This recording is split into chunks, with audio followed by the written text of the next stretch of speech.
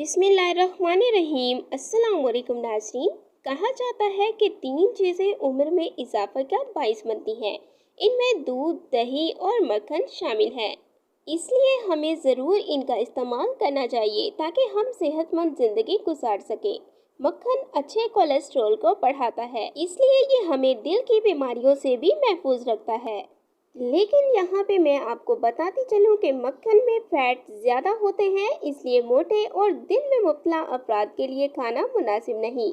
इसके अलावा blood pressure और ऐसे अफराद जिनका कोलेस्ट्रॉल लेवल बढ़ा हुआ हो, वो भी मक्खन के इस्तेमाल से गुरेज करें। लेकिन हाँ, यहाँ पे इसका इस्तेमाल जो है अपने बच्चों को ज़रूर करवाएं, क्योंकि ये इनकी ज़हनी सेहत और हड्डियों के लिए मुफीद है।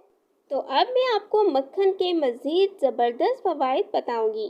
मक्खन दुबले पतले और कमज़ोर अफराद का वज़न बढ़ाता है। मक्खन कैंसर से महफूज रखता है, खासकर छातियों और आंत के कैंसर से बचाता है। मक्खन गठिया और जोड़ों के दर्द से महफूज रखता है। मक्खन थायराइड से मुतल्लिका बीमारियों से भी बचाता है। मैदे और निज़ाम के लिए भी ये फ़ायदेमंद है।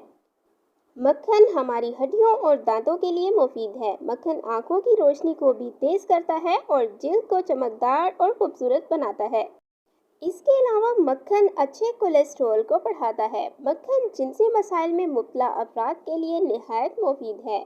ज़ियादातिस होने के अमल को कम कर देता है। मक्खन इंसुलिन और ब्लड ग्लूकोज की सतह को भी कम कर देता है।